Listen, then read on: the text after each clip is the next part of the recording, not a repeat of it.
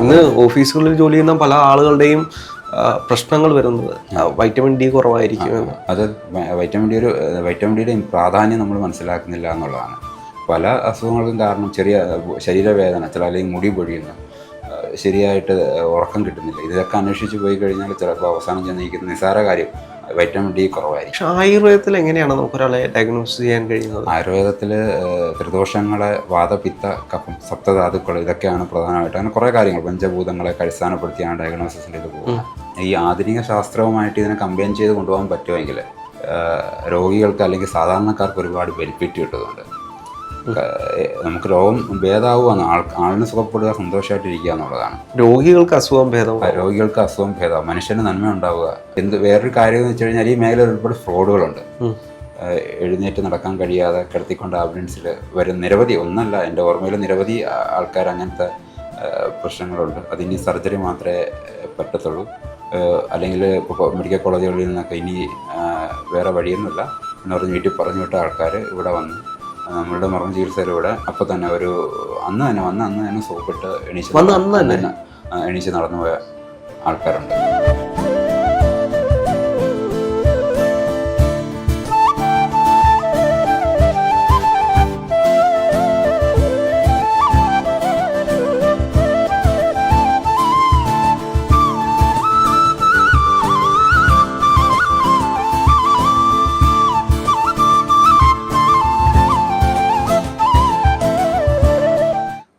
ഭക്ഷണ രീതിയിൽ പറഞ്ഞാൽ കാർബോഹൈഡ്രേറ്റൊക്കെ കുറച്ച് ശരീരത്തിന് ആവശ്യമുള്ള പ്രോട്ടീനും കാൽഷ്യവും ഒക്കെ അടങ്ങിയ, മൈക്രോ ന്യൂട്രിയൻസ് അടങ്ങിയ കൂടുതലായിട്ടുള്ള ഭക്ഷണങ്ങൾ കഴിക്കുക എന്നുള്ളത് വളരെ പ്രധാനപ്പെട്ട കാര്യമാണ്. ഇന്ന് നമ്മൾ ശ്രദ്ധിച്ചറിയാം, നമ്മൾ വെയിൽ പോലും മര്യാദയ്ക്ക് കൊള്ളാറില്ല ആരും.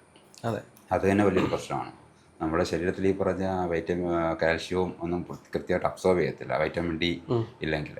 ഇന്ന് ഓഫീസുകളിൽ ജോലി ചെയ്യുന്ന പല ആളുകളുടെയും പ്രശ്നങ്ങൾ വരുന്നത് വൈറ്റമിൻ ഡി കുറവായിരിക്കും. അത് വൈറ്റമിൻ ഡിയുടെ പ്രാധാന്യം നമ്മൾ മനസ്സിലാക്കുന്നില്ല എന്നുള്ളതാണ്.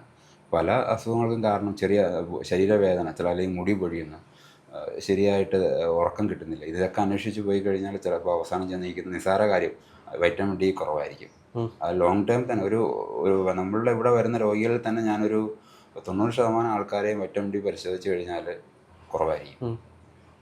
അത് ഒരു വലിയ പ്രശ്നമാണ്. അത് മനസ്സിലാക്കാതെ ഓടി നടന്നിട്ട് വേറെ രോഗങ്ങൾക്കൊക്കെ മരുന്ന് കഴിച്ചിട്ട് വരും. രോഗനിർണയം ശരിക്കും ഏതൊരു ചികിത്സയിലും ഡയഗ്നോസിസ് വളരെ പ്രധാനപ്പെട്ട കാര്യമാണ്. ശരിയായിട്ട് രോഗം നിർണ്ണയിച്ചു കഴിഞ്ഞാൽ മരുന്ന് കൃത്യമായിട്ട് കൊടുത്ത് ആളുടെ രോഗം മാറ്റാൻ പറ്റും. പക്ഷെ ആയുർവേദത്തിൽ എങ്ങനെയാണ് നമുക്കൊരാളെ ഡയഗ്നോസ് ചെയ്യാൻ കഴിയുന്നത്? ആയുർവേദത്തിൽ ത്രിദോഷങ്ങളെ, വാതപിത്ത കഫം, സപ്തധാതുക്കൾ, ഇതൊക്കെയാണ് പ്രധാനമായിട്ട്. അങ്ങനെ കുറേ കാര്യങ്ങൾ പഞ്ചഭൂതങ്ങളൊക്കെ അടിസ്ഥാനപ്പെടുത്തിയാണ് ഡയഗ്നോസിസിൻ്റെ ഇത് പോകുന്നത്. അതിൽ തന്നെ ദർശനം, സ്പർശനം ഒക്കെ പറയുന്നുണ്ട്, നാഡീപരീക്ഷ പറയുന്നുണ്ട്, മലമൂത്രങ്ങളെയൊക്കെ നോക്കിയിട്ട് ഡയഗ്നോസിസ് ചെയ്യാൻ പറയുന്നുണ്ട്. പിന്നെ ഇന്നിപ്പോൾ ശാസ്ത്രം വികസിച്ചു, അതുകൊണ്ട് തന്നെ എല്ലാ കാര്യത്തിനും ആ ഒരു രീതിയിലേക്ക് തന്നെ പോകണമെന്നില്ല. ഈ പറഞ്ഞ ബ്ലഡ് ടെസ്റ്റ് നടത്തുന്നു, അത് നോക്കിയിട്ട് അതനുസരിച്ച് അതിൻ്റെ വേരിയേഷൻസ് അനുസരിച്ച് നമുക്ക് മരുന്ന് കൊടുക്കാമെന്ന്. ഇപ്പം ഈ പറഞ്ഞിട്ട് നമ്മളിവിടുന്ന് ബോംബെയിലേക്ക് പോകാനായിട്ട് ഫ്ലൈറ്റ് ഉണ്ടെങ്കിൽ ഫ്ലൈറ്റിൽ കയറിയാലേ പോകുള്ളൂ, ബസ്സിൽ കയറി പോകില്ലോ, അത് എളുപ്പമാർഗം സ്വീകരിക്കില്ല എന്ന് പറഞ്ഞതുപോലെ ആധുനിക ശാസ്ത്രമായിട്ട് അതിൻ്റെ ഒരു കുഴപ്പം വരുന്നതാണ്. ഈ ആധുനിക ശാസ്ത്രവുമായിട്ട് ഇതിനെ കമ്പൈൻ ചെയ്ത് കൊണ്ടുപോകാൻ പറ്റുമെങ്കിൽ രോഗികൾക്ക് അല്ലെങ്കിൽ സാധാരണക്കാർക്ക് ഒരുപാട് ബെനിഫിറ്റ് കിട്ടുന്നുണ്ട്. നമുക്ക് രോഗം ഭേദമാവുകയാണ്, ആളിന് സുഖപ്പെടുക, സന്തോഷമായിട്ടിരിക്കുക എന്നുള്ളതാണ്. അപ്പോൾ അതിലേക്ക് എത്താൻ കഴിയും. ഇത് രണ്ടും കൂടെ സഹകരിച്ച് ഒത്തൊരുമയോടുകൂടി പോകാൻ പറ്റുമെങ്കിൽ. ഇതെന്താ പ്രശ്നം എന്ന് വെച്ച് കഴിഞ്ഞാൽ, ഞാൻ ആയുർവേദ ഡോക്ടറാണ്, വൈദ്യനാണല്ലോ എന്ന് പറഞ്ഞിട്ട് ഇവിടെ ഇരുന്ന് പറയും, മറ്റേ ആൾ അവിടെ ഇരുന്നിട്ട് എതിർക്കും, അല്ലെങ്കിൽ മറ്റേ ആൾ അവിടെ ഇരുന്നിട്ട് പറയുമ്പോൾ ഞാൻ ഇവിടെ ഇരുന്നിട്ട് എതിർക്കും. ആ ഒരു പ്രശ്നമാണ് വരുന്നത്. ഒരുമിച്ച് പോകാൻ കഴിയില്ല, രണ്ടുപേരും പരസ്പരം കേൾക്കാൻ തയ്യാറാവുന്നില്ല എന്നുള്ളതാണ്. അങ്ങനെ ചെയ്തു കഴിഞ്ഞാൽ ശരിക്കും ഇപ്പോൾ തോന്നുന്നു സർക്കാരിൻ്റെ ഭാഗത്ത് നിന്ന് കുറേയേറെ ഇത് ഒരുമിച്ച് കൊണ്ടുപോകാനുള്ള പദ്ധതികളൊക്കെ വരുന്നുണ്ട്. അപ്പോൾ അതൊക്കെ ഗുണം ചെയ്യുമെന്ന് കരുതാം. കാരണം അങ്ങനെ പോയി കഴിഞ്ഞാൽ ഈ പറഞ്ഞ രോഗികൾക്ക് ഒരുപാട് ഗുണമുണ്ടാകും. എന്താ ശാസ്ത്രത്തിനെ, അതിൻ്റെ വികസനത്തിനെയൊക്കെ നമ്മൾ അംഗീകരിക്കണമല്ലോ. അല്ലാതെ അത് ശരിയല്ല, ഇത് മാത്രമാണ് ശരി, അല്ലെങ്കിൽ ഇത് മാത്രമാണ് ശരി എന്ന് പറയുന്നതിലൊന്നും അർത്ഥമില്ല. രണ്ട് സിസ്റ്റത്തിനെയും കൂടെ ഒരുമിച്ച് കൊണ്ടുപോകാൻ പറ്റുന്നതിലാണ് ശരിക്കും വിജയം ഇരിക്കുന്നത്. രോഗികൾക്ക് അസുഖം ഭേദം, മനുഷ്യന് നന്മ ഉണ്ടാവുക എന്നുള്ള അടിസ്ഥാനം അതാണല്ലോ ഏതൊരു ചികിത്സ കൊണ്ടും ഉദ്ദേശിക്കുന്നത്. പിന്നെ വേറൊരു കാര്യം എന്ന് വെച്ച് കഴിഞ്ഞാൽ ഈ മേഖലയിൽ ഒരുപാട് ഫ്രോഡുകളുണ്ട്. ഇപ്പം ഒരാൾ ഒരു സ്ഥലത്ത് ചികിത്സ ചെയ്യുന്നു എന്ന് പറഞ്ഞിട്ട് പെട്ടെന്നൊന്നും ആർക്കും അയാളെ പോയിട്ട് ഉപദ്രവിക്കാൻ ഒന്നും ചെയ്യാൻ പറ്റത്തില്ല. ഒരു നിയമത്തിന് തന്നെ അതിൻ്റെ കുഴപ്പങ്ങളുണ്ട് അയാൾക്കെതിരെ ആക്ഷൻ എടുക്കാനായിട്ട്.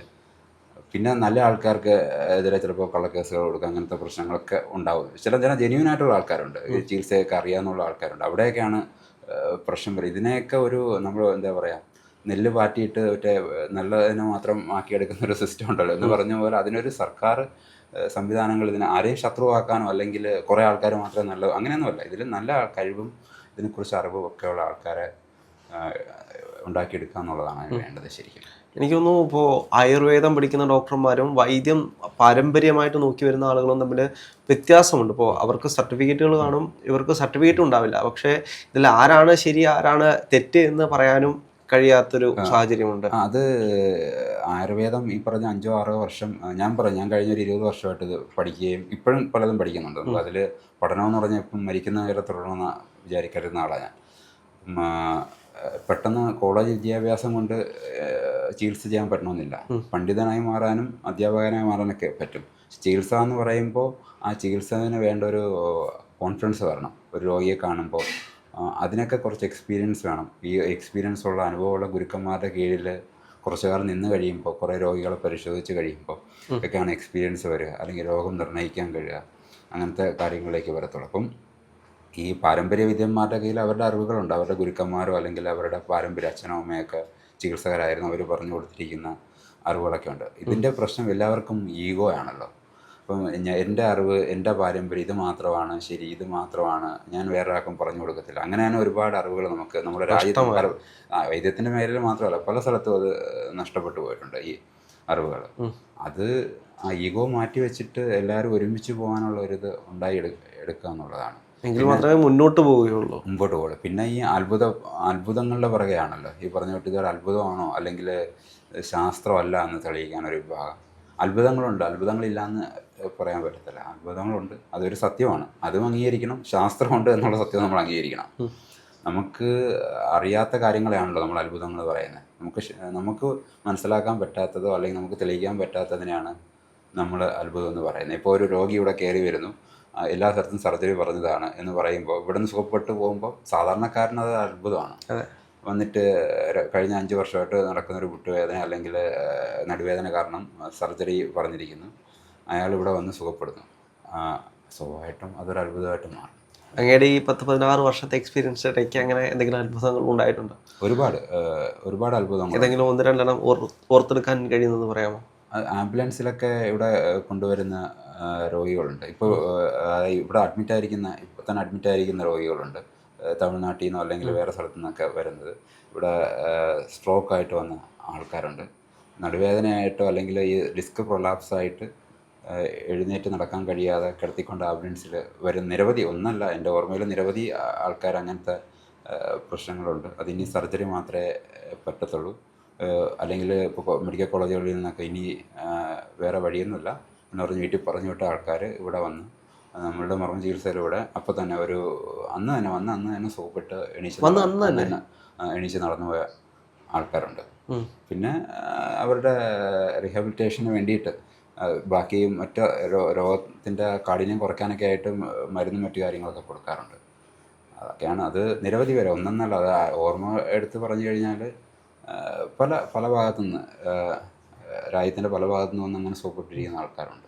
ഇപ്പോൾ അങ്ങയുടെ ഓർമ്മയിൽ അങ്ങേക്ക് തന്നെ അത്ഭുതമായി തോന്നിയ ഒരു കേസ് പറയാമോ? ഒരു തമിഴ്നാട്ടിൽ നിന്ന് വന്നൊരു പയ്യനുണ്ട്. ഒരു 6 മാസം മുമ്പ് അവൻ നടക്കുന്നത് തന്നെ എണീച്ച് നടക്കാൻ പറ്റത്തില്ലായിരുന്നു. ഇങ്ങനെ നമ്മളുടെ ഡാൻസ് കളിക്കുന്ന പോലെ അങ്ങനെ ഇങ്ങനെ കുഴഞ്ഞാണ് നടന്നുകൊണ്ടിരുന്നത്. അപ്പം ഡിസ്ക് പ്രൊലാപ്സ് ആണ് എന്നാണ് പറഞ്ഞ്. 20 വയസ്സോളം പഠിക്കുക, എഞ്ചിനീയറിങ് കഴിയാറായ സമയമായിരുന്നു. അവൻ ഇവിടെ വന്നു, എണീച്ച് നടന്നു വന്നു തന്നെ. പിന്നെ 2 ആഴ്ചത്തെ ചികിത്സ കൊണ്ട് പൂർണ്ണമായിട്ടും നോർമൽ ഒരാൾ നടക്കുന്ന രീതിയിൽ ആണ് ആയി മാറിയാണ്. അത് വളരെ അങ്ങനെ സക്സസ്ഫുൾ ആയിട്ടുള്ള ഒരുപാട്. അതേപോലെ ഈ പറഞ്ഞ കഴുത്ത് എപ്പോഴും ഇങ്ങനെ തിരിയുന്ന ഒരു അസുഖമുണ്ട്. അപ്പം ആ രോഗമായിട്ട് വന്ന് ഇടുക്കിയിൽ നിന്ന് വന്ന ഒരാൾ, അയാൾക്ക് ഭക്ഷണം കഴിക്കുമ്പം വൊമിറ്റ് ചെയ്യുമായിരുന്നു ഈ പ്രശ്നം കാരണം. ആ രോഗം ഈ പറഞ്ഞ മർമ്മ ചികിത്സയിലൂടെയും മരുന്നിലൂടെയൊക്കെ സുഖപ്പെട്ട ആൾ. ഒരു ബാങ്കിൽ സഹകരണ ബാങ്കിൽ ജോലി ചെയ്യുന്നൊരു ഉദ്യോഗസ്ഥനാണ് അദ്ദേഹം. അങ്ങനെ ഈ പറഞ്ഞ രീതി നിരവധി ആൾക്കാർ ഉണ്ട്. പിന്നെ മർമ്മ ക്ഷതങ്ങൾ കാരണം ഇപ്പം നമ്മളുടെ നട്ടലിൻ്റെ താഴെ ഒരു മർമ്മമുണ്ട്. അതായത് നമ്മൾ ഈ ഇരിക്കുമ്പോൾ ഏറ്റവും അടിഭാഗത്ത് തുമ്പ് ഒരു മർമ്മമുണ്ട്. ആ മർമ്മത്തൊക്കെ പ്രശ്നം വന്നിട്ട് കാഴ്ചയ്ക്കും പ്രശ്നമുണ്ട്. ചില ആൾക്കാർക്ക് ചുമ്മാ ഇരിക്കുമ്പോൾ വിറയൽ വരും, അല്ലെങ്കിൽ വിയർക്കും പെട്ടെന്ന്, കാഴ്ചയ്ക്ക് കുഴപ്പങ്ങളൊക്കെ വരും. ഇതൊക്കെ പോയി എല്ലാ ടെസ്റ്റും ചെയ്ത് നോക്കും, എന്താണെന്ന് മനസ്സിലാകും, അങ്ങും കാണില്ല. ഇതൊക്കെ ചില സൂക്ഷ്മമായിട്ടുള്ള മർമ്മപ്രദേശങ്ങളുണ്ടാകുന്ന ക്ഷതങ്ങളാണ്. അപ്പോൾ ഇതൊക്കെ ഇങ്ങനെ വന്ന ആൾക്കാർ ഒക്കെ സുഖപ്പെട്ടു പോയതൊക്കെ ഇതൊക്കെ അത്ഭുതം, എന്നെ സംബന്ധിച്ച് അത്ഭുതമാണ്. കാരണം ഞാൻ പറഞ്ഞല്ലോ, അറിയാം, നമുക്ക് ചികിത്സയും മരുന്നുമൊക്കെ അറിയാമെങ്കിലും ചിലപ്പോൾ നമ്മൾ വളരെ ആ രോഗി കയറി വരുന്നു, അവനെ അങ്ങ് ശരിയാക്കി വിട്ടേക്കാം എന്ന് കരുതുമ്പോൾ ചിലപ്പോൾ അവൻ ശരിയാവണമെന്നില്ല. ഒന്നുമില്ലാതെ നിസ്സാര അസുഖം എന്നാൽ നിസ്സാരമായിട്ട് വരുന്നവൻ ചിലപ്പോൾ ശരിയാവണമെന്നില്ല. എന്നാൽ വലിയ രോഗങ്ങളൊക്കെ സുഖപ്പെട്ടു പോവുകയും ചെയ്യും. ഇവിടെയാണ് ഞാൻ കരുതുന്നത് നമുക്ക് ആർക്കും മനസ്സിലാക്കാൻ പറ്റാത്ത എന്തോ ഇപ്പം ഒരു ശക്തി ഉണ്ടെന്ന് പറയുന്ന അവിടെയാണ്. എന്തോ വേറൊരു സാധനവും പ്രവർത്തിക്കുന്നുണ്ട്. അപ്പോൾ അതൊരു ഫാക്ടറാണ്. അതെന്താ, അതിനെപ്പറ്റി ഇങ്ങനെ പഠിച്ചുകൊണ്ടിരിക്കുക, അതിനെക്കുറിച്ചൊക്കെ അത് പഠിച്ചുകൊണ്ടിരിക്കുക. ഞാൻ ഇതിനകത്തൊരു സ്പിരിച്വൽ എലമെന്റ് ഉണ്ടെന്ന് പറയുന്നത് അതാണ്. അങ്ങനെയുള്ളവരെ എങ്ങനെയാണ് ഭേദപ്പെടുത്തുന്നത്? സ്പിരിച്വൽ ആ തലത്തിൽ അല്ല, അങ്ങനെയുള്ളവരുടെ അവരെ നമ്മളുടെ മനസ്സിലേക്ക് തന്നെ കയറണം. അങ്ങനെയുള്ള ആൾക്കാരുടെ മനസ്സിലേക്ക് കയറി മനസ്സ് ശരിയാക്കി എടുക്കുക എന്നുള്ളതാണ്. ഒരു സൈക്കോളജിസ്റ്റിനെ പോലെ സൈക്കോളജിസ്റ്റിനെ പോലെ പ്രവർത്തിക്കണം. ശരിക്കും ഒരു വൈദ്യൻ ശരിക്കും ഒരു സൈക്കോളജിസ്റ്റും കൂടെയാണ്. ആയുർവേദത്തിനകത്ത് ഭൂതവിദ്യ എന്ന് പറഞ്ഞൊരു ഇത് തന്നെയുണ്ട്. ആയുർവേദത്തിലെ അഷ്ടാംഗങ്ങളിൽ ഒരെണ്ണം ഭൂതവിദ്യയാണ് ശരിക്കും. ഭൂതം എന്ന് പറഞ്ഞാൽ മറ്റേ നമ്മൾ ഭൂതമല്ല ഉദ്ദേശിക്കുന്നത്, നമ്മളുടെ മനസ്സിൻ്റെ കാര്യങ്ങൾ കൈകാര്യം ചെയ്യുന്ന ആളും കൂടെ ആയിരിക്കണം എന്നുള്ളതാണ്. അപ്പോൾ അത് ശരിക്കും ഒരു വൈദ്യൻ്റെ അടുത്തേക്ക് ചികിത്സയ്ക്ക് വരുമ്പം ഒരു രോഗിക്ക് അയാളോട് ബഹുമാനവും സ്നേഹമൊക്കെ തോന്നുമല്ലോ. ആ ബഹുമാനം നമ്മൾ പോസിറ്റീവായിട്ട് ആ സ്നേഹത്തിലൂടെ അയാളുള്ളിലേക്ക്, പഞ്ചകർമ്മ എന്ന് പറയുമ്പോൾ തന്നെ നമ്മൾ പഞ്ചകർമ്മ എന്ന് കേട്ടിട്ടുണ്ടോ? ആയുർവേദത്തിലെ പഞ്ചകർമ്മ എന്ന് പറയുമ്പോൾ ശരിക്കും പഞ്ചകർമ്മ എന്ന് പറയുമ്പോൾ വരുന്ന പഞ്ചകർമ്മങ്ങൾ ആയുർവേദത്തിൽ പറയുന്നുണ്ട്, അത് വേറെയാണ്, ഞാൻ അതല്ല പറയുന്നത്. അപ്പം ഒരാൾ വരുമ്പോൾ ഒരാളോട് നമ്മളെങ്ങനെ പെരുമാറുന്നു, വളരെ സ്നേഹത്തോടുകൂടി അയാളടുത്ത് സംസാരിച്ചൊക്കെ കഴിയുമ്പോൾ വമനം എന്ന് പറയുന്നതുണ്ട് പഞ്ചകർമ്മയുടെ യഥാർത്ഥത്തിൽ. അതായത് ഛർദ്ദിപ്പിച്ച് കോപിച്ച ദോഷങ്ങളെ ഛർദ്ദിപ്പിച്ച് പുറത്തേക്ക് കളയാണ്. പ്രധാനമായിട്ട് കഫത്തിനെയാണ് കൊണ്ട് ഉദ്ദേശിക്കുന്നത്. അപ്പോൾ ഈ ഒരു രോഗി വരുമ്പോൾ അയാളുടെ അടുത്ത് സ്നേഹത്തോട് പെരുമാറുമ്പോൾ അയാളുടെ ഉള്ളിൽ കുറേ ടെൻഷൻസ് ഉണ്ടാവും. ഇത് ആരുടെങ്കിലും തുറന്ന് പറയണമല്ലോ. പലപ്പോഴും എൻ്റെ അടുത്ത് വന്ന് പറയാം, എനിക്കത് ഒന്ന് പറയുമ്പോൾ, നിങ്ങളോട് പറയുമ്പോൾ ഒരു സമാധാനം. അപ്പോൾ ഇത് അയാളുടെ ഉള്ളിലുള്ള ഈ ടെൻഷൻസൊക്കെ ഒന്ന് പുറത്തേക്ക് ഛർദ്ദിപ്പിച്ച് കളയുക എന്നുള്ളതാണ്. അത് ആരുടെങ്കിലും പറയുക എന്നുള്ളത്. അപ്പോൾ തന്നെ ആ വരുന്ന ആൾക്ക് കുറച്ച് ഒരു ഇത്, പിന്നെ അയാളിലേക്ക് പുതിയൊരു സോഫ്റ്റ്വെയർ കയറ്റി കൊടുക്കുക എന്നുള്ളതാണ്. അയാളുടെ ഉള്ളിലുള്ള വിഷങ്ങൾ മുഴുവൻ, ദോഷങ്ങൾ മുഴുവൻ പുറത്തേക്ക് മനസ്സിൽ കിടക്കുന്നിടത്ത് കളഞ്ഞ് ഒരു നല്ല ആശയം അകത്തേക്ക് വിട്ട് അയാളൊരു നല്ല മാനസിക നിലയിലേക്ക് കൊണ്ടുവന്നാൽ തന്നെ അയാളുടെ രോഗത്തിൻ്റെ ഒരു 50-60% മാറ്റം സംഭവിക്കും. അപ്പോൾ അതും കൂടെ കൈകാര്യം ചെയ്യാൻ അറിയണം. അതിനാണ് പണ്ട് ഇപ്പം ശ്രീകൃഷ്ണപരന്ത് എന്ന് പറയുന്ന സിനിമ നമ്മൾ കണ്ടിട്ടുണ്ടാവും. അതിനകത്ത് അദ്ദേഹം മറ്റേ വിഷചികിത്സയാണ് മോഹൻലാലിൻ്റെ അമ്മാവൻ ചെയ്തിരുന്നത്. മറ്റേ എന്ത് വർമ്മയാണ്, ഞാൻ മറന്നുപോയി, നല്ല ഓർമ്മയുണ്ട് ആ സിനിമ, ഓർമ്മയുണ്ട്. അപ്പം അതിനകത്ത് ആ സ്പിരിച്വാലിറ്റി കാണിക്കുന്നുണ്ട്. അതെവിടെയാണ് നഷ്ടപ്പെട്ടു പോകുന്നതെന്നും അതിനകത്ത് അതുകൊണ്ടുണ്ടാകുന്ന മോഹൻലാലിനുണ്ടാകുന്ന കുഴപ്പങ്ങൾ. അതിലും പക്ഷേ ദേവതാ ഉപാസനയാണ് വിഷയം. മറ്റൊരു ദേവതയെ തേടി പോകുമ്പോഴാണ് അതിന് വിഷയം ഉണ്ടാകുന്നത്. അല്ല, വേറൊരു കാര്യമുണ്ട്, ഇതൊക്കെ കിട്ടുമ്പോൾ ഇത് തെറ്റായിട്ട് ദുരുപയോഗം ചെയ്യാം. ഒരു വൈദ്യനും ഒരു വൃത്തികെട്ടവനായിട്ട് മാറാൻ പറ്റും. കാരണം പണ്ടത്തെ ഉപാസന ചെയ്തിരുന്ന ആൾക്കാർ മുഴുവൻ ശ്രദ്ധിച്ചാൽ, ഇപ്പോൾ നമ്മളുടെ അവധൂതന്മാരും യോഗികളായിട്ടുള്ള പലരെയും ഹിസ്റ്ററി പരിശോധിച്ച് കഴിഞ്ഞാൽ അവർ ചികിത്സ ചെയ്തിരുന്നു. വൈദ്യന്മാരായാലും വേണമെങ്കിൽ വൈദ്യന്മാരാണെന്ന് പറയാം. ഇപ്പോൾ ചട്ടമ്പി സ്വാമി ആയിക്കോട്ടെ, ശ്രീനാരായണ ഗുരുദേവനായിക്കോട്ടെ, ഇവരെല്ലാവരും അറിഞ്ഞോ അറിയാതെ ഇങ്ങനത്തെ ഉള്ള അവധൂതന്മാരും ഗുരുക്കന്മാരും ഒക്കെ ചികിത്സ ചെയ്തിരുന്നു, രോഗം സുഖപ്പെടുത്തി. യേശുക്രിസ്തു സുഖപ്പെടുത്തിയിരുന്നു. അപ്പം ഇതിനൊരു സ്പിരിച്വൽ തലമുണ്ടെന്ന് പറയുന്ന അവിടെയാണ്. ഇപ്പം നമ്മൾ 6 ചക്രങ്ങളാണല്ലോ പ്രധാനമായിട്ടും, സഹസ്രാരോടക്കമാണ് 7. ഒരു അനാഹതത്തിൻ്റെ മുകളിലേക്കാണ് ശരിക്കും ചികിത്സ എന്ന് പറയുന്ന സാധനം ഇരിക്കുന്നത്. വൈദ്യനെപ്പോഴും സമാധാനത്തോടുകൂടി ഇരിക്കണം എന്നുള്ളതാണ്. അനാഹതത്തിന് മുകളിലേക്ക് എത്തിയ ഒരാൾ സമാധാനത്തോടുകൂടി ചികിത്സ ചെയ്യും. ഒക്കെ മറ്റുള്ളവർക്ക് സമാധാനം കൊടുക്കാനും കഴിയും, അങ്ങനെ സമാധാനമുള്ള ആൾക്ക്. അതുകൊണ്ടാണ് ഈ പറഞ്ഞ നമ്മളുടെ പല യോഗികളുടെ മുമ്പിൽ പെടുമ്പോൾ നമുക്ക് നമ്മുടെ ടെൻഷനൊക്കെ മറന്ന് അവിടെയാണ് ഈ പറഞ്ഞ നേരത്തെ പറഞ്ഞ ശ്രീകൃഷ്ണപ്പരഞ്ചിൽ പറഞ്ഞ ഉപാസനയുടെയും ദേവതാ ഉപാസനയുടെയൊക്കെ ലോകങ്ങൾ വരുന്നു. ഇത് പറയുമ്പോൾ ഇതൊരു ഹിന്ദു സാധനം മാത്രമല്ല കേട്ടോ, എല്ലാ മതങ്ങളിലും ഇത്തരത്തിലുള്ള ഉപാസനയും പ്രാർത്ഥനയും കാര്യങ്ങളൊക്കെ ഉണ്ട്. പക്ഷെ അതിലാണെങ്കിൽ പോലും ആ വൈദ്യർക്ക് നേരത്തെ അറിയാം ഇന്ന ആള് വരുന്നുണ്ട്, വരാൻ പോകുന്നു, ഇയാൾക്ക് ഇന്ന മരുന്നുകളാണ് വേണ്ടത്. അപ്പോൾ അങ്ങേക്ക് ഒരാൾ വരുമ്പോഴത്തേക്കും അത് എങ്ങനെയാണ് അയാളുടെ രോഗമെന്ന് അതിൻ്റെ ഒരു കുഴപ്പം അതാ. ഇപ്പം ഒരാൾ വരുമ്പോൾ നമുക്ക് മിക്കവാറും ഒക്കെ മനസ്സിലാവും അയാൾക്ക് ഇന്ന കാരണങ്ങൾ കൊണ്ടായിരിക്കും രോഗം വരുന്നതെന്ന്. പക്ഷേ അയാളുടെ മാനസിക നില, അയാളുടെ ഈഗോ ഒക്കെ വെച്ചിട്ട് ചില ആൾക്കാരുടെ, എല്ലാവരുടെ അല്ല, ചില ആൾക്കാരുടെ ഈഗോയും മാനസിക നിലയും വെച്ചിട്ട് നമുക്ക് തുറന്നു പറയാൻ പറ്റത്തില്ല. അവൻ വേറൊരു പ്രതീക്ഷയായിട്ടായിരിക്കും ഇവിടെ വരുന്നത്. അപ്പം ഞാൻ പറയണ ഇന്നതാണ് കാര്യം എന്ന് പറഞ്ഞാൽ ഇയാൾ ചുമ്മാ തട്ടിപ്പാണ് അല്ലെങ്കിൽ എന്ന് അപ്പോൾ ഒരാളുടെ മാനസിക നില അനുസരിച്ച് നമുക്ക് നമ്മളുടെ ഉള്ളിൽ തെളിഞ്ഞു വരുന്ന കാര്യങ്ങൾ പോലും തുറന്നു പറയാൻ പറ്റത്തുള്ളൂ. ഈ കാലഘട്ടത്തിൻ്റെ കുഴപ്പം അതാണ്. ഇല്ലെങ്കിൽ അവൻ നാളെ പോയിട്ട് സോഷ്യൽ മീഡിയയിൽ പോയിട്ട് പോസ്റ്റ് ഇടും, ഇയാൾ അന്ധവിശ്വാസിയാണ്, അല്ലെങ്കിൽ അയാൾക്ക് സയൻസ് അറിയാൻ പാടില്ല എന്ന് പറഞ്ഞിട്ട് പോസ്റ്റ് ഇടും. അവിടെയാണ് കുഴപ്പം വരുന്നത്. അതൊക്കെ ഉണ്ട്. ഈ പറഞ്ഞ ജഗന്നാഥ വർമ്മ, അതാണ് ശ്രീകൃഷ്ണപരഞ്ചിൽ മോഹൻലാൽ അമ്മാൻ്റെ പേര്. അപ്പം അതൊക്കെ ഉള്ളത് തന്നെയാണ്, അതില്ല എന്ന് പറയാൻ പറ്റത്തില്ല. ആ ഒരു അതിപ്പോഴും ചെയ്യുന്ന ആൾക്കാരും ആ രീതിയിൽ മുമ്പോട്ട് പോകുന്നവരൊക്കെ ഉണ്ട്. അപ്പോൾ ദേവതാപാസനയും മന്ത്രോപാസനയൊക്കെ ചെയ്തിട്ട് സിദ്ധി വരുത്തിയിട്ട് ചികിത്സ ചെയ്തിരുന്ന ആൾക്കാർ പണ്ട് കൂടുതലായിരുന്നു. ഇപ്പോഴും ഉണ്ട്, അറിയാവുന്ന ആൾക്കാരൊക്കെ ഉണ്ട്. എന്നാൽ അവർക്കൊക്കെ ഈ പറഞ്ഞ ശരിയായിട്ട് അറിയാവുന്നവർക്ക് വെളിച്ചത്തിലേക്ക് വരാനുള്ളൊരു ഭയം ഉണ്ടാവും, അല്ലെങ്കിൽ എങ്ങനെ അവരെ കാണണം, അല്ലെങ്കിൽ എന്താ അവർ താല്പര്യപ്പെടാത്ത ആൾക്കാരുണ്ട്, സൈലൻ്റായിട്ട് എവിടെയെങ്കിലും ഇരിക്കുന്ന ആൾക്കാരൊക്കെ ഉണ്ട്. അങ്ങ് ഇപ്പോൾ ദേവതാ ഉപാസന പറഞ്ഞുകൊണ്ട് ചോദിക്കുകയാണ്, എങ്ങനെയാണ് അതിൻ്റെ ഉപാസന കാര്യങ്ങൾ വരുന്നത്? അല്ല, അത് ഒന്നാമത്തെ കാര്യം, ഈ ദേവതാ ഉപാസനയൊക്കെ പബ്ലിക്കായിട്ട് വന്നിരുന്നിട്ട് പറയാൻ പാടില്ല എന്നാണ് എൻ്റെ ഗുരുക്കന്മാർ പലപ്പോഴും പഠിപ്പിച്ചിരുന്നത്. ഒരു വൈദ്യനെ സംബന്ധിച്ച്, അല്ലെങ്കിൽ ഈ ഒരു സ്പിരിച്വൽ, അതായത് ആയുർവേദം എന്ന് പറയുമ്പോൾ തീർച്ചയായിട്ടും സ്പിരിച്വാലിറ്റി ആയിട്ട് കണക്റ്റഡ് ആണ്.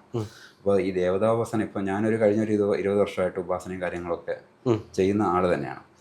അപ്പം അത് ചെയ്യുന്നതിലൂടെ നമ്മളുടെ ചുറ്റിനും ഉണ്ടായി വരുന്ന ഓറ, അല്ലെങ്കിൽ നമ്മളുടെ ഉള്ളിൽ തെളിഞ്ഞു വരുന്ന ഇൻഡ്യൂഷൻസ്, ഒരു രോഗി വരുമ്പോൾ ഞാൻ പറയും നമ്മളുടെ കുറേ അറിവുകൾ നമ്മളെ തലച്ചോറിൽ ക്രോഡീകരിച്ചിരിക്കുക. ഇപ്പോൾ ഉത്തമനായിട്ടുള്ള വൈദ്യനോ അല്ലെങ്കിൽ ഡോക്ടറോ ആകുമ്പോൾ ഉള്ള ഗുണമെന്ന് വെച്ച് കഴിഞ്ഞാൽ അയാൾക്ക് ആ സമയത്ത് തോന്നണമല്ലോ, ഇന്ന ചികിത്സ ചെയ്താൽ, ഇന്ന മരുന്ന് കൊടുത്താൽ ഇന്ന രോഗിക്ക് ഭേദമാകാൻ. എന്നാൽ ചില ഏറ്റവും ഉത്തമനായിട്ടുള്ള ഡോക്ടർക്ക് പോലും ചില ആൾക്കാർ തെറ്റായിട്ടുള്ള മരുന്നും തെറ്റായിട്ടുള്ള ചികിത്സയും കൊടുക്കുന്നത്. അത് വരുന്നവൻ്റെ യോഗം പോലെയാണ് ഇരിക്കുന്നത്. അതുകൊണ്ട് മനസ്സ്, അതായത് നമുക്ക് രോഗം വരുമ്പോഴെങ്കിലും നമ്മൾ പഠിക്കേണ്ട പാടാണ് നമ്മുടെ മനസ്സ് ശുദ്ധമാക്കുക എന്നുള്ളതാണ്. ഇപ്പോൾ ശ്രീരാമകൃഷ്ണ പരമഹംസരോ വചനങ്ങൾ വായിച്ചു കഴിഞ്ഞാൽ മനസ്സിലാവും. അദ്ദേഹം ആ കഥകളിലൂടെയൊക്കെ നമ്മൾ ഏറ്റവും ശുദ്ധനായിട്ടുള്ള മനുഷ്യനാവാനുള്ള പാഠങ്ങളാണ് ഉപദേശിക്കുന്നത്. മനസ്സ് ശുദ്ധമാക്കി വയ്ക്കുക എന്നുള്ളതാണ്. നമ്മൾ കുറേ മന്ത്രങ്ങൾ ജപിക്കുന്നു. ഞാൻ എല്ലാ ദിവസവും രാവിലെ എഴുന്നേറ്റ് ജപവും സാധനയും യോഗയും തലകുത്തി നിൽക്കുന്ന എക്സസൈസൊക്കെ ചെയ്യുന്നു. പക്ഷേ മറ്റുള്ളവന് ദോഷം വരുന്ന കാര്യങ്ങളാണ് ചെയ്യാൻ ഉദ്ദേശിക്കുന്നതെങ്കിൽ അതുകൊണ്ടൊരു കാര്യമില്ല. താൽക്കാലികമായിട്ട് ബെനിഫിറ്റൊക്കെ ഉണ്ടാക്കാൻ പറ്റും. ലോകത്ത് സമ്പത്തുണ്ടാക്കാനോ വീട് വയ്ക്കാനോ കാറ് മേടിക്കാനൊക്കെ സാധിക്കും. പക്ഷേ നമ്മൾ ഋഷിമാർ പറഞ്ഞിരിക്കുന്ന പൂർണ്ണതയിലേക്ക് എത്താനാണ്. അപ്പോൾ അവിടെയാണ് ഈ ഒരു സ്പിരിച്വാലിറ്റിയുള്ള തലം വരുന്നത്. അപ്പോൾ അത് നമ്മൾ കുടുംബമായിട്ടൊക്കെ ഇരിക്കുമ്പോൾ നമുക്ക് എല്ലാവർക്കും ഫ്രീ ആയിട്ട് ചികിത്സ ചെയ്യാൻ പറ്റത്തില്ല. ഇപ്പോൾ ഇവിടെ തന്നെ കുറേയേറെ സ്റ്റാഫുണ്ട്. ഇപ്പോൾ എൻ്റെ വീട്ടിൽ നിന്ന് കൊണ്ടുവന്നിട്ട് എനിക്ക് വേറെ ചിലവ് കൊടുക്കാൻ പറ്റത്തില്ല. അപ്പോൾ അതിന് വേണ്ടിയിട്ട് എനിക്ക് സമ്പത്ത് വേണം. അപ്പോൾ ഈ ചികിത്സ ചെയ്യുമ്പോഴും അതിന് വേണ്ടിയിട്ടുള്ള കാര്യങ്ങൾ ചെയ്യേണ്ടി വരും. അപ്പോൾ എല്ലാവരെയും ഫ്രീ ആയിട്ട് ചികിത്സ ചെയ്യാൻ പറ്റത്തില്ല. എന്നാലും ഇവിടെ വരുന്നതിൽ തന്നെ പല ആൾക്കാരെ നമ്മൾ അറിഞ്ഞ് അങ്ങനെയൊക്കെ ചെയ്യാറുണ്ട്. ഞാൻ അറിഞ്ഞ് ചെയ്യാറുണ്ട്. നമുക്ക് ഇന്ന ആൾ കാണുമ്പം തന്നെ, വരുമ്പം തന്നെ അയാളുടെ കയ്യിൽ സമ്പത്ത് കുറവാണ് എന്ന് പറഞ്ഞ്. ഇതൊക്കെ ദേവതാപാസനയുടെ ഭാഗമാണ് ശരിക്കും. നമ്മൾ അറിഞ്ഞ് ചെയ്യണം കാര്യങ്ങൾ. അല്ലാതെ ദേവതാപാസന അല്ലെങ്കിൽ എന്ത് ഉപാസന ചെയ്താലും അത് മനുഷ്യന് നന്മയ്ക്ക് കൂടെ ആയിരിക്കണം. അല്ലാതെ എന്ത് ചെയ്യുന്ന ഉപാസന, എല്ലാ ദിവസവും രാവിലെ എഴുന്നേറ്റ് ഞാൻ ചികിത്സ ചെയ്യുന്നു, അത് മനസ്സ് ശുദ്ധമായിട്ട് ചെയ്യുകയാണെങ്കിൽ അതൊരു ഉപാസന തന്നെയാണ്. ദേവതകൾ എന്നെ സംരക്ഷിച്ചോളും. അപ്പം അത് മറ്റുള്ളവന് ദ്രോഹം ഉണ്ടാക്കാതിരിക്കുക എന്നുള്ളത്, എൻ്റെ മനസ്സ് ശുദ്ധമാക്കുക എന്നാണ്. വരുന്നവനും ശുദ്ധമായിട്ട് വന്നു കഴിഞ്ഞാൽ, അതായത് രോഗം വരുമ്പോഴെങ്കിലും നമ്മൾ പഠിക്കേണ്ട പാഠം അതാണ്. എനിക്ക് എന്തുകൊണ്ട് രോഗം വന്നു, അതിനൊരു കാരണമാണ്. സയൻസ് പറയുന്ന റീസണിങ് ആണ്. എല്ലാത്തിനും ഒരു കാരണം ഉണ്ടാവും. കാരണമില്ലാതെ കാര്യമില്ലെന്നാണ് ആയുർവേദത്തിൻ്റെയും സിദ്ധാന്തങ്ങളുണ്ട്. അപ്പം ആ കാരണം നമ്മൾ തിരിച്ചറിയണം. നമ്മൾ പലപ്പോഴും പലരും ഞാനെല്ലാം നല്ലതാണ് ചെയ്യുന്നത് സാറേ, എന്നിട്ട് എനിക്ക് മുഴുവൻ രോഗവും ദുരിതം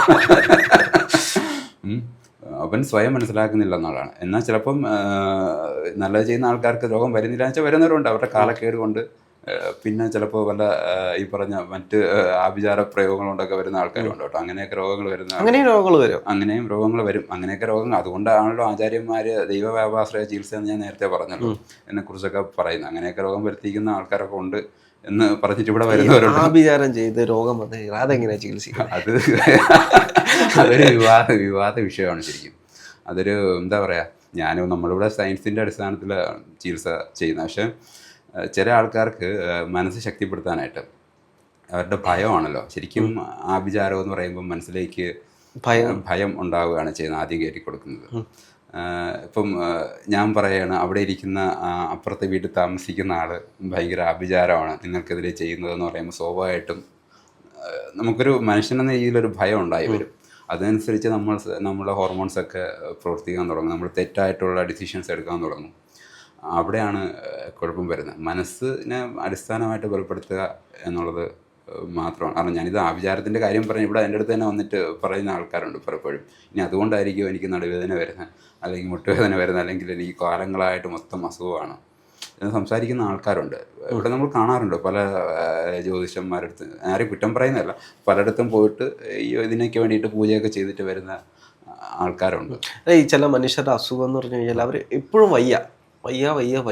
പക്ഷെ പല ഡോക്ടർമാർക്ക് മാറി വരും, അവരൊന്നും നോക്കിയിട്ട് ഒരു വിഷയവും കാണില്ല, പക്ഷെ എപ്പോഴും വയ്യായിരിക്കും. ഇങ്ങനെയുള്ളതൊക്കെയാണോ ഇത്തരത്തിലുള്ള രോഗങ്ങളുടെ കൂട്ടത്തിൽ കൂടുന്നത്? അതൊരു മനസ്സിൻ്റെ ബലക്കുറവ് തന്നെയാണ്. പിന്നെ മനസ്സിൻ്റെ താല്പര്യമില്ലായ്മയാണ്. ഈ പറഞ്ഞ ചില ആൾക്കാർ അഭിനയിക്കുന്നവരുണ്ട് മടി കാരണം. ഇപ്പോൾ ആയുർവേദത്തിൽ തന്നെ ആചാര്യന്മാർ പറഞ്ഞിരിക്കുന്നു ലഘുവേദിയും ഗുരുവേദിയും ഉണ്ട്. ചില ആൾക്കാരുണ്ട് ഇപ്പം വലിയ വേദനയാണെങ്കിലും എനിക്ക് പ്രശ്നമൊന്നുമില്ല എന്ന് പറഞ്ഞ് നടക്കുന്ന ആൾക്കാരുണ്ട്. ചെറിയ ആൾക്കാർക്ക് എന്തെങ്കിലും ചെറിയൊരിത് പറ്റിയാൽ തന്നെ ഇന്ന് പോകണ്ട, ജോലിക്കൊന്നും പോകണ്ട എന്ന് പറഞ്ഞ് വീട്ടിൽ കയറി കിടക്കുന്ന ആൾക്കാരുണ്ട്. അപ്പം ഇങ്ങനെയുള്ള ആൾക്കാരെയൊക്കെ ഉള്ളിലേക്ക് ഭയം കടത്തി വിട്ട് തകർക്കാൻ എളുപ്പമാണ്. നമ്മളിപ്പോൾ എന്താ ഈ കാലഘട്ടത്തെ കുഴപ്പമെന്ന് വെച്ചാൽ നമ്മളുടെ കുട്ടികളെ തന്നെ എടുത്തു കഴിഞ്ഞാൽ മനസ്സിലാവും, ചെറിയൊരു പ്രശ്നം വരുമ്പോൾ തന്നെ അവർ തകർന്നു പോകാം, ആത്മഹത്യ ചെയ്യുന്നു, അല്ലെങ്കിലും വല്ല ഡ്രഗ് അഡിക്റ്റ് ആവുന്നു. പലപ്പോഴും പ്രശ്നങ്ങളൊന്നും ഒളിച്ചോടാനാണ്. അല്ലെങ്കിൽ നമ്മൾ ഈ ഡ്രഗ് അഡിക്റ്റ് ആവുന്ന കുട്ടികളെയൊക്കെ നോക്കിക്കഴിഞ്ഞാൽ അവരെ ഞാൻ ഇവിടെ വരുന്ന ആൾക്കാരെയൊക്കെ മനസ്സിലാക്കിയതെന്ന് പറയുന്നതാണ്, വീട്ടിൽ എന്തെങ്കിലുമൊക്കെ പ്രശ്നം ഉണ്ടാവും, വീട്ടിൽ അച്ഛനും അമ്മയും തമ്മിൽ പ്രശ്നം ഉണ്ടാവും, പ്രോപ്പർ കെയർ കിട്ടാത്ത തിരക്കുകളിൽപ്പെട്ട അച്ഛനും അമ്മയായിരിക്കാം, അങ്ങനെ പല കൂട്ടുകെട്ടുകളിൽ നിന്ന് വരുന്നത്. അങ്ങനെയൊക്കെ ആയിരിക്കാം ഈ ഡ്രഗ് അഡിക്ഷനിലേക്ക് മാറുന്നത്. അപ്പോൾ ഇതൊക്കെ ഒരു മനസ്സിൻ്റെ കളികളാണ്. അപ്പം കുട്ടികളെ പോലും മനസ്സ് കുഞ്ഞിലെ തൊട്ട് ശക്തമാക്കുന്ന രീതിയിലാക്കി എടുക്കുക എന്നുള്ളതാണ്. എന്താണെങ്കിലും ഒരുപാട് സന്തോഷമുണ്ട്. നമുക്കിനി വ്യത്യസ്ത വിഷയങ്ങളുണ്ട്. കാരണം ആയുർവേദം എന്ന് പറയുമ്പോൾ ഇതിൻ്റെ പല തലങ്ങളുണ്ട്. ഇനിയും നമുക്ക് പറഞ്ഞു തീരാൻ കഴിയാത്ത രീതിയിൽ പല പ്രശ്നങ്ങളുണ്ട്. അപ്പം അതുമായി ബന്ധപ്പെട്ട് നമുക്ക് വീണ്ടും മറ്റൊരു എപ്പിസോഡായിരിക്കും. ഒരുപാട് സന്തോഷം.